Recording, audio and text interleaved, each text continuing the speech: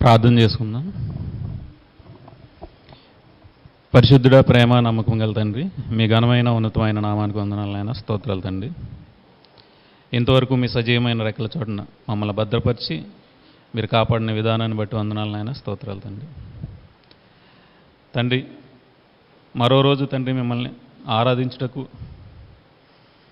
మీ ఇష్టానుసారంగా నడుచుకున్నటకు, మీ వాక్యాన్ని ధ్యానించుటకు మీరు ఇచ్చిన ఈ అవకాశాన్ని బట్టి వందనాలైనా స్తోత్రాలు తండ్రి. మీరు ఏదైతే అనుకున్నారో తండ్రి, మీ వాక్యాన్ని మీరు అనుకున్న విధంగా మీ వాక్యాన్ని చెప్పడానికి మీ ఆత్మ సహాయాన్ని నాకు దయచేయండి ఆయన. విన్న వాక్యాన్ని ప్రతి ఒక్కరూ వాళ్ళ మనసులో ఉంచుకునేలాగా మీరే కృప చూపి సహాయం చేయండి ఆయన. తండ్రి, నన్ను నేను మరుగుపరుచుకుని తండ్రి మిమ్మల్ని మహిమపరిచే విధంగా మీ వాక్యాన్ని చెప్పడానికి మీరే కృప చూపి సహాయం చేయండి తండ్రి. ప్రతి ఒక్కరిని తండ్రి మీ చేతులకు అప్పగించుకుంటూ ఈ ప్రార్థన మీ ప్రియకుమారుడు మా ప్రియరక్షకుడు అయిన యేసుక్రీస్తు వారి మహోన్నతమైన నామాన ఈ ప్రార్థన మనల్ని సమర్పించుకుంటున్నామా కన్న తండ్రి. ఆమేన్.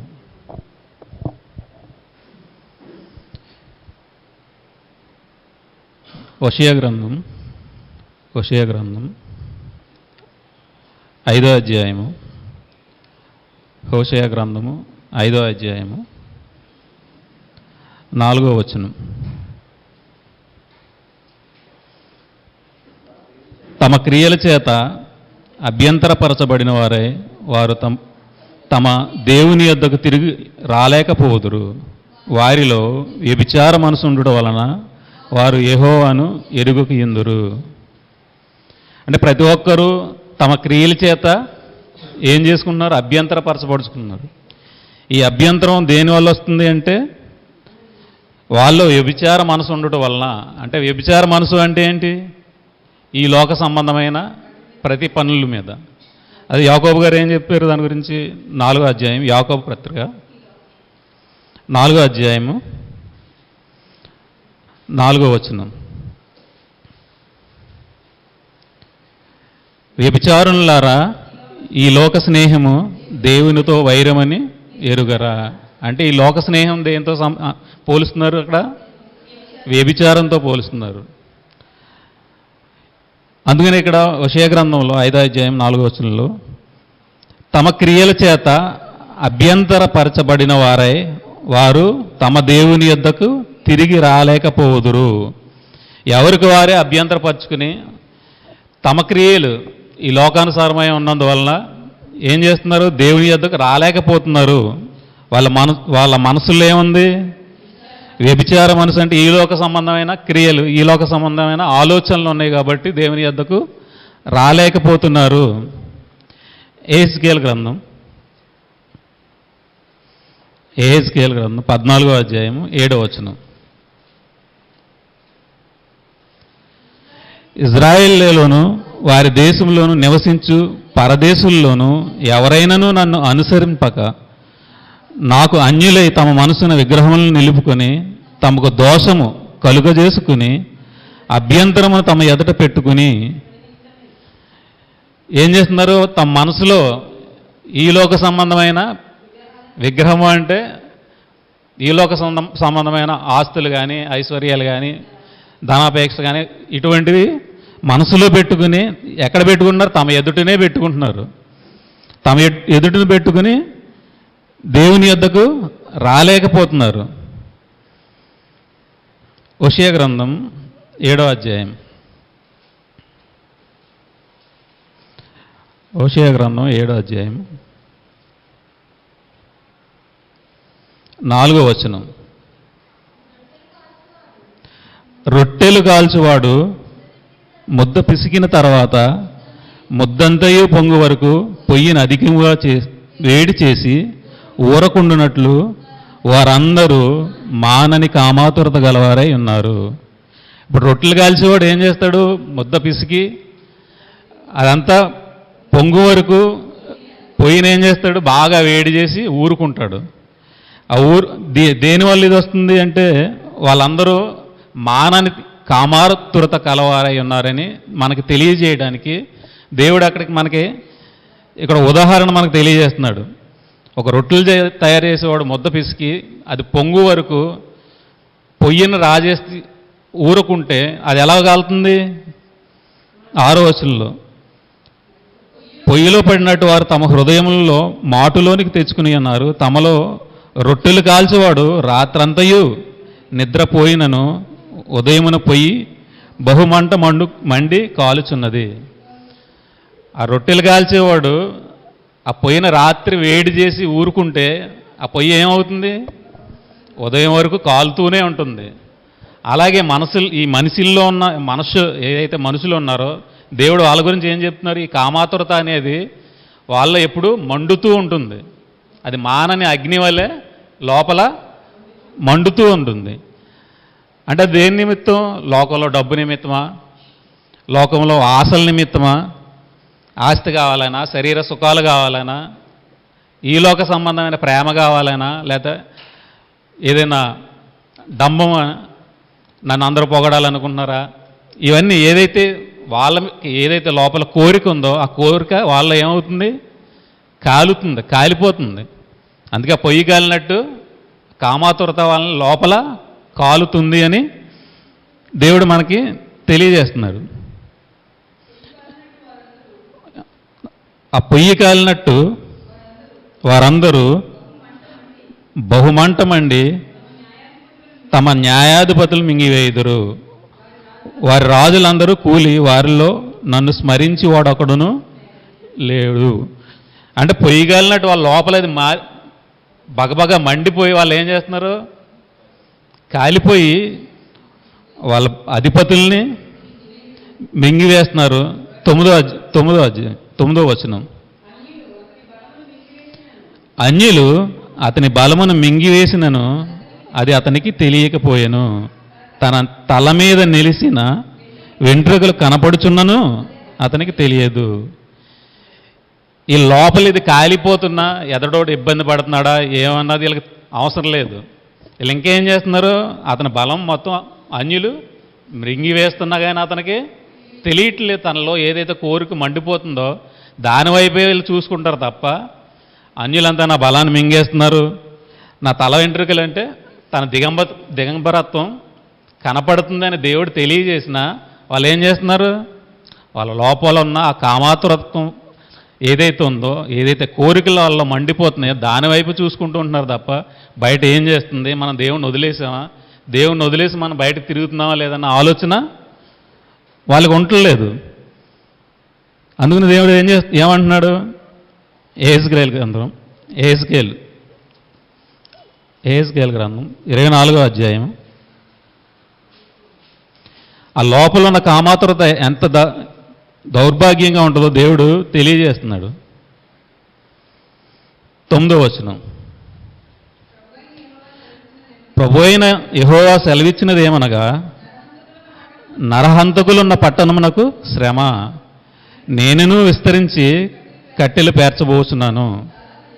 చాలా కట్టెలు పేర్చుము, అగ్ని రాజబెట్టుము, మాంసమును బాగుగా ఉడకబెట్టుము, ఏమీ ఉండకుండా ఎముకలు పూర్తిగా ఉడుకున్నట్లు చారు చక్కగా దింపుము. చిక్కగా దింపుము అంటే పొయ్యిలో కట్టెలు ఫుల్గా పెట్టేసి పొయ్యి మీద ఆ మాంసాన్ని పెట్టి బాగా ఉడికే వరకు, చిక్కగా ఉడికే వరకు దాన్ని మంట పెట్టేసి దింపేయి. తరువాత దానికి తగిలిన మస్టు మడ్డియు పోయినట్లు అది వేడి అయి మెరుగు పట్టు వరకు వట్టి చెట్టి పొయ్యి మీదనే ఉంచుము. అప్పుడు మొత్తం మాంసం అంతా తీసేసిన తర్వాత ఒట్టి పాత్రను ఏమంటున్నాడు దేవుడు? పొయ్యి మీద పెట్టి మెరుగుపరచు వరకు దాని పొయ్యి మీద పెట్టు. అది అవుతుందా?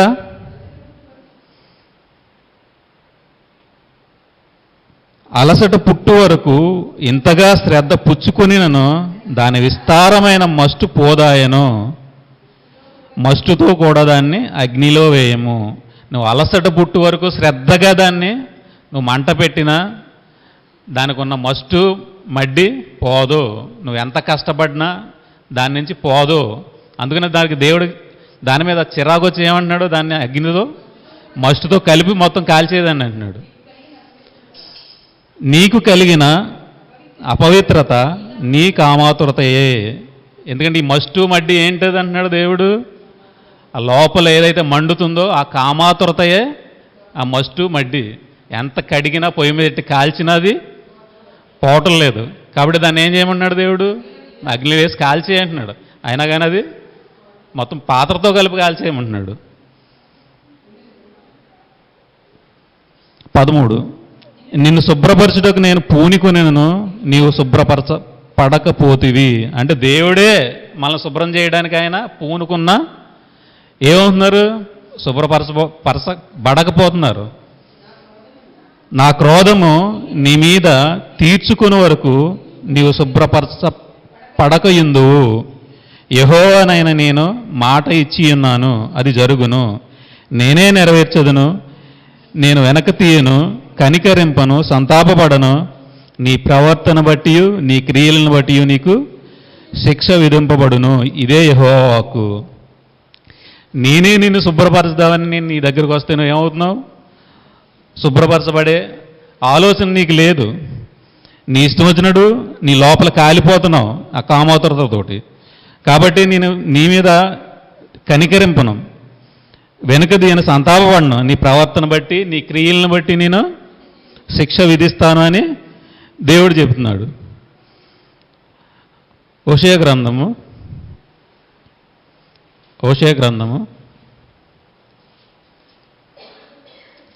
5వ అధ్యాయము 15వ వచనం. వారు మనసు త్రిప్పుకొని నన్ను వెతుకు వరకు నేను తిరిగి నా స్థలమునకు పోవుదును. తమకు దురవస్థ సంభవింపగా వారు నన్ను బహుశీఘ్రముగా వెతుకుదురు. నేను మీ క్రియలను బట్టి మీకు శిక్ష విధించినప్పుడు మీకేమొస్తుంది? దురవస్థ వస్తుంది. అంతవరకు ఏం చేస్తానన్నా నా స్థలానికి వెళ్ళిపోతుంది అంటున్నాడు దేవుడు. మీరు నేను ఎంత చెప్పినా మీరు వినరు. ఈ వినకపోయినప్పుడు నేనేం చేస్తాను? నా స్థలానికి వెళ్ళిపోతాను. నేను వెళ్ళిన తర్వాత ఈ శిక్ష మీ మీద అమలైనప్పుడు మీరు మళ్ళీ అప్పుడు నన్ను వెతుకుతారు. మామూలుగా ఉన్నప్పుడు ఎతకరు. మీరు ఇబ్బందుల్లో పడినప్పుడు ఏదైతే సిచ్యువేషన్ ఉందో చాలా దిగజారిపోయి తీవ్ర స్థితిలో ఉన్నప్పుడు అప్పుడు నన్ను వెతుకుతారు. అప్పుడు దాకా నన్ను మీరు వెతకరు. మీలో ఏదైతే కామాతురత ఉందో దానిలో మండుతూ ఉంటారు తప్ప నేను చెప్పింది మీరు అర్థం చేసుకునే స్థితిలో ఉండరు. నేనేం చెప్తున్నాను అన్నది కూడా మీరు అర్థం చేసుకోలేని స్థితిలోకి వెళ్ళిపోయారు. కాబట్టి మీరు ఎప్పుడైతే మళ్ళీ తిరిగి నన్ను కావాలని కోరుకుని నా వైపు మనసు తిప్పుకుంటారో అప్పటి వరకు నేను మీకు దూరంగా ఉంటాను. హెబ్రీలకు రాసిన పత్రిక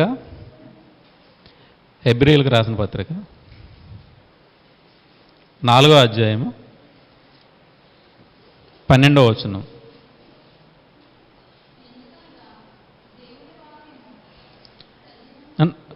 ఒకటో వచనం.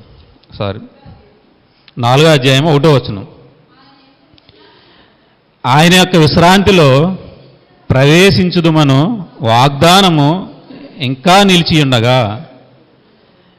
దేవుడు ఏం చేసేటప్పుడు మళ్ళీ వదిలేసి వెళ్ళిపోయి మీకు మీరే మారు మనసు పొంది నా వైపు తిరిగితే మీకు విశ్రాంతి కలగజేస్తాననే వాగ్దానం ఇంకా ఏమై ఉందో మనకి నిలిచి ఉంది. మీరు వాగ్దానంలో ప్రవేశిస్తారు అనే దేవుని కృప మన వైపు చూస్తుంది. ఇంకా వాగ్దానం నిలిచి ఉంది కాబట్టి మీరు మారు మనసు పొంది నా వైపు తిరగండి అంటున్నాడు దేవుడు.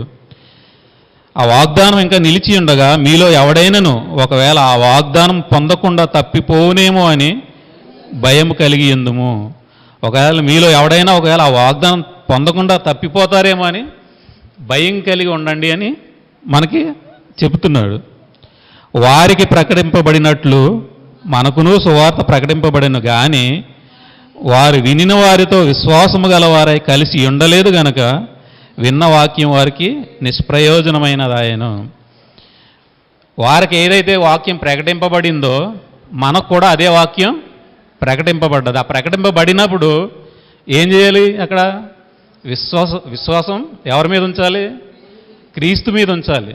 ఆ విన్నవారితో విశ్వాసం మీరు ఉంచలేదు, వాళ్ళతో కలిసి ఉండలేదు కనుక, ఎవరైతే విని విశ్వాసం పొందారో వాళ్ళతో మీరు విని కలిసి ఉండలేదు కనుక మీకు విన్న వాక్యం ఏమవుతుంది? నిష్ప్రయోజనం అయిపోతుంది. అదే హెబ్రీ పత్రిక 3వ అధ్యాయము 16వ వచనం. విని కోపం పుట్టించిన ఎవరు అంటే ఈ వాక్యం విని దేవుని కోపం పుట్టించిన వారు ఎవరు? మోషే చేత నడిపింపబడి ఐగుప్తులో నుండి బయలుదేరి వచ్చిన వారందరే కదా. అంటే ఎవరికి వాక్యం ప్రకటింపబడిందో, ఎవరైతే ఈ సంఘంలో నడిపింపబడుతున్నారో వారందరికీ వాక్యం ప్రకటింపబడిన తర్వాత కూడా ఎవరు కోపం పుట్టిస్తున్నారు దేవునికి? మళ్ళీ ఆ సంఘంలో ఉన్న వాళ్ళే, ఆ వాక్యం విన్న వాళ్ళే మళ్ళీ దేవునికి కోపం పుట్టిస్తున్నారు. దేవుడు ఏమంటున్నాడు? ఇంకా మీకు వాగ్దానం నిలిచి ఉంది, రండి మళ్ళీని అని దేవుడు మనకి సెలవిస్తున్నారు. యాకోబు పత్రిక 4వ అధ్యాయము. మరి దేవుడికి ఇంత, మనిషికి ఇంత కామాతురత కలిగి లోపల అతను ఏదైతే ఉందో దాంతో మండిపోతున్నాడు కదా. మరి దేవుడికి అలాంటి కోరిక ఉంటుందా మన మీద కూడా? మనిషి లోపల కామోతరతతో మండిపోయి లోకంలోకి వెళ్ళిపోయి తన ఇష్టానుసారంగా బతికినప్పుడు దేవుడు కూడా అదే విధమైన కోరిక మన మీద ఉంటుంది. మనుషులకైతే లోకానుసారమైన కోరిక ఉంటుంది, దేవుడికైతే మనల్ని తన దగ్గరికి తీసుకెళ్లాలనే ఆ కోరిక ఉంటుంది. 4వ అధ్యాయము 5వ వచనం. ఆయన మన యందు నివసింపజేసిన ఆత్మ మత్సరపడునంతగా అపేక్షించిన అని లేఖనమని చెప్పినది వ్యర్థమనుకుంటున్నారా? అంటే ఆయన మన యందు నివసింపజేసిన ఆత్మ మత్సరపడునంతగా అపేక్షించిన అంటే ఇక్కడ దేవుడు ఏం చెప్తున్నాడు? పరిశుద్ధాత్మ మనలో ఏ అయితే దేవుడు మనలో పరిశుద్ధాత్మ దేవుడిని ఉంచాడో అతని యొక్క కోరిక ఎలాగుంటుంది? తీవ్రమైన కోరిక మన మీద, మనల్ని అందరినీ దేవుడి దగ్గర చేర్చాలనే ఆ తీవ్రమైన కోరిక పరిశుద్ధాత్మ దేవుడు మన యందు ఉంచి మనల్ని దేవుడి వైపు మళ్లించాలనే కోరిక ఆయనకి. మనుషులకి కామాతురత ఎలాగైతే లోపల మండుతుందో, లోకంలో ఆశలు నెరవేర్చుకోవాలని, లోకం వైపు వెళ్ళాలని ఏదైతే మండుతుందో ఆరని అగ్ని వలె ఇక్కడ పరిశుద్ధాత్మ దేవునికి కూడా మన మీద కోరిక ఎలాగుంది? అంత తీవ్రత కలిగి ఉంది. మీరు మనుషుల వైపుకి తిరగకండి, దేవుని వైపు తిరగండి, మీకు పరలోకం ఉంది అని. అలా ఎలా పడితే అలా పరిశుద్ధాత్మ దేవుడు మనకి అవకాశం ఇస్తాడా? ఆయనకి ఒక రూల్ ఉంటుంది, ఆ రూల్ ప్రకారం మనల్ని దేవుని వైపు త్రిప్పుతాడు. యోహాను సువార్త 16వ అధ్యాయము. యోహాను సువార్త 16వ అధ్యాయము 8వ వచనం. ఆయన వచ్చి పాపమును గూర్చి, నీతిని గూర్చి, తీర్పుని గూర్చి లోకమును ఒప్పుకొనజేయును. అంటే ఇప్పుడు పరిశుద్ధాత్మ దేవుడు మనలోకి వచ్చినప్పుడు ఆయన ఏం చేస్తారు? పాపమును గూర్చి, నీతిని గూర్చి, తీర్పును గూర్చి లోకమును ఒప్పుకొనజేయును.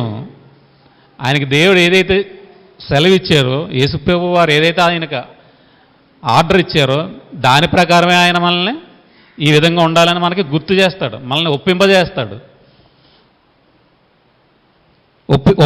ఒప్పుకొనజేయును. లోకులు నా యందు విశ్వాసం ఉంచలేదు గనక పాపమును గూర్చి. లోకులు ఏం చేశారు? యేసుప్రభు వారి మీద విశ్వాసం ఉంచలేదు కాబట్టి అది పాపం. కాబట్టి ఆ పాపమును గూర్చి ఒప్పుకొనజేయును, ఒప్పింప చేస్తాడు మనకి. ఏదైతే మనం ఒప్పుకోమో దాన్ని ఆయన మన లోపలుండి మన ఆత్మని ఒప్పింపజేస్తాడు అతను. నేను నా తండ్రి యొద్దకు వెళ్ళుట వలన మీరు నన్ను చూడరు గనుక నీతిని గూర్చి. యేసుక్రీస్తు వారి రక్తం, మన పాపాల నిమిత్తం ఆయన రక్తాన్ని కార్చి మరణి సమాధి పునరుద్ధాలు అయిన తర్వాత, తిరిగి లేచిన తర్వాత ఆయన రక్తం ద్వారా మనం నీతిమంతులుగా తీర్చబడుచున్నాం. మన దగ్గర ఉన్నప్పుడు ఆయన నీతి మనకు తెలియదు. ఎప్పుడైతే ఆయన తండ్రి యొద్దకు వెళ్ళేటప్పుడు నీతి మన మీద ఆరోపింపబడుతుంది. కాబట్టి చూడక నమ్మిన వారు మరిధన్యులు అంటున్నారు. ఆ చూడకుండా ఎప్పుడైతే మనం యేసుప్రభు వారిని విశ్వసించి నమ్మేమో అప్పుడు నీతి మన మీదకి వస్తుంది. కాబట్టి ఆ నీతిని గూర్చి ఈ లోకాధికారి తీర్పు పొంది ఉన్నాడు గనుక తీర్పును గూర్చి ఒప్పుకొనజేయును. ఏదైతే ఈ లోక సంబంధి అపవాది ఉన్నాడో అపవాదికి ఆల్రెడీ తీర్పు తీర్చబడ అయిపోయింది కాబట్టి తీర్పు వాళ్ళకి ఏదైతే తీర్పు ఉందో ఆ తీర్పులోకి మీరు మనం వెళ్ళకుండా ఆయన ఈ తీర్పు ఉంది, మీరు ఆయన యందు విశ్వాసం ఉంచి నీతిలోకి వచ్చి ఆయన కృప ద్వారా మీరు రక్షింపబడితే కానీ మీరు దేవుని యొద్దకు నిత్య జీవంలోకి వెళ్ళరు. ఏదైతే లోకాధికారి తీర్పు వచ్చేసిందో అతని మీద, ఆ తీర్పులోకి మీరు వెళ్ళకుండా ఉండాలి అంటే దేవుని వైపు మీరు మళ్ళాలి అని మనకి లోపల ఆయన తెలియజేస్తారు. అలాగే యేసు ప్రభు వారు మనకేం చేస్తారు? రోమాపత్రిక 3వ అధ్యాయము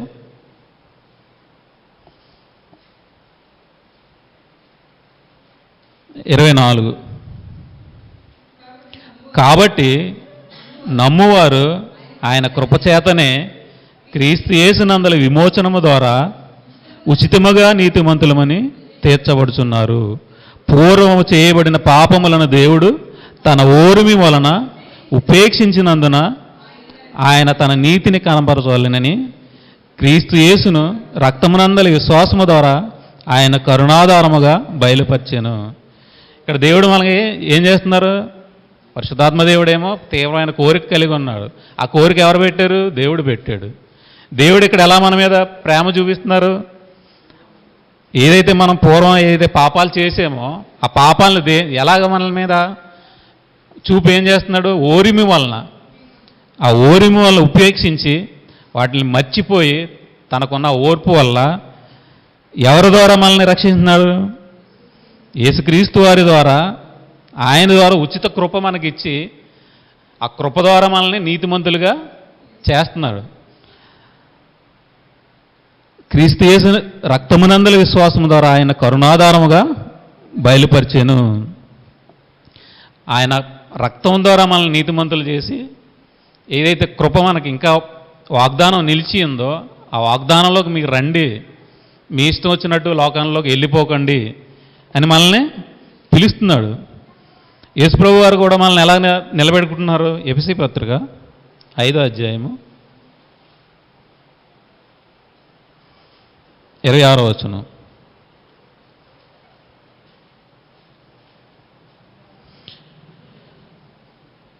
అటువలే క్రీస్తు కూడా సంఘమును ప్రేమించి అది కలంకమైనను ముడత అయినను అటిది మరి ఏదైనను లేక పరిశుద్ధమైనదిగాను నిర్దోషమైనదిగాను మహిమగల సంఘముగాను ఆయన తన ఎదుట దాన్ని నిలబెట్టుకోవాలని వాక్యముతో ఉతక స్నానము చేత దాన్ని పవిత్రపరిచి పరిశుద్ధపరచబడుటకే దాని కొరకు తాను అప్పగించుకున్నాను. ఇక్కడ దేవుడైతే ఓర్మితో మన మీద దయతలిచి కృప ద్వారా మనల్ని రక్షిస్తున్నారు. ఇక్కడ యేసుప్రభు వారు ఏం చేస్తున్నారు? మన మీద కృప దయతలిచి సంఘాన్ని ప్రేమించి అది కలంకమైనను, మళ్ళీ ఎటువంటి కలంకము లేకుండా, ఎటువైన ముడతలు లేకుండా, మరి అట్టిది ఏదైనా లేక పరిశుద్ధమైనదిగాను నిర్దోషమైనదిగాను మహిమగల సంఘముగాను ఆయన తన ఎదుట దాన్ని నిలబెట్టుకోవాలని ఆయనే మనం ప్రేమించి ఆయన మన కొరకు తను తానే అర్పించుకుని ఈ ముడత కలంకము ఇటువంటి ఏమీ లేకుండా పవిత్రతతో నిలబెట్టుకుని మనల్ని నిలబెట్టడానికి ఆయన తను తానే అప్పగించుకుంటున్నాడు. మరి అలాంటప్పుడు ఆయన ఇటువంటి ఏమీ ఉండకుండా పరలోకం నుండి దిగి వచ్చి ఆయన ఇక్కడ మరణించి తిరిగి లేచి మళ్ళీ మన గురించి ఆయన ఇంత కష్టపడుతూ తను తాను అప్పగించుకుంటుంటే మనం అప్పగించుకోగలుగుతున్నావా? దేవుడికి అప్పగించుకునే స్థితిలో ఉన్నామని మనల్ని మనమే ఒకసారి ఆలోచించుకుని పరీక్షించుకుని చూసుకోవాలి. ఫిలిప్పీకి రాసిన పత్రిక 4వ అధ్యాయము 5వ వచనం. మీ సహనమును సకల జనులకు తెలియబరనీయుడి, ప్రభువు సమీపముగా ఉన్నాడు. మనమైతే దేవునికి దూరంగా మనకి ఏదైతే కోరికలు ఉన్నాయో లోపల ఆ కోరికల వల్ల మనం దేవునికి దూరంగా వెళ్తాం. దేవుడు ఎప్పుడు మనకి సమీపంగానే ఉన్నాడు. ఆయన ఎప్పుడు మనల్ని వదిలిపెట్టి వెళ్ళలేదు, మనమే దూరంగా వెళ్ళిపోతున్నాం. కాబట్టి దేన్ని గూర్చి చింతపడకుడి కానీ ప్రతి విషయంలోనూ ప్రార్థన విజ్ఞాపనల చేత కృతజ్ఞతాపూర్వకంగా మీ విన్నపములు దేవునికి తెలియజేయుడి. కాబట్టి ఎప్పుడూ మనతోడే ఉంటాడు, మన సమీపంలోనే ఉంటాడు. ఎప్పుడు ప్రభువా అని పిలిచినా మనకి నేనున్నాను అని మనకు అభయాన్ని ఇస్తాడు. కాబట్టి మనం ఏం చేయాలి? చింతపడకూడదు. మనకైతే ముందు వచ్చేది ఏంటి? చింత. ఆ చింత ఉంటుంది కాబట్టి మీరు చింతపడకుండా ప్రతి విషయంలోనూ ప్రార్థనాపూర్వకంగా ఉండాలి. ప్రార్థనాపూర్వకంగా విజ్ఞాపనల చేత కృతజ్ఞతాపూర్వకంగా, ఆ విజ్ఞాపనలు కూడా కృతజ్ఞతాభావంతో ఉండాలి. ఏదో చేసాం కదా, అయిపోయింది కదా అన్న విధంగా ఉండకూడదు. దేవుడు చేసాడు కాబట్టి దేవునికి మనం కృతజ్ఞతాస్తుతులు తెలియజేయబద్ధులమై ఉన్నాం. కాబట్టి కృతజ్ఞతాపూర్వకంగా మీ విన్నపములు దేవునికి తెలియజేయాలి. మన విన్నపాలు ఎప్పుడు? ప్రార్థన ఎలా చేయాలి? విజ్ఞాపనల చేత కృతజ్ఞతాపూర్వకంగా చేయాలి. అప్పుడు సమస్త జ్ఞానముకు మించిన దేవుని సమాధానము యేసుక్రీస్తు వలన మీ హృదయముకులను మీ తలంపులకును కావలయుండును.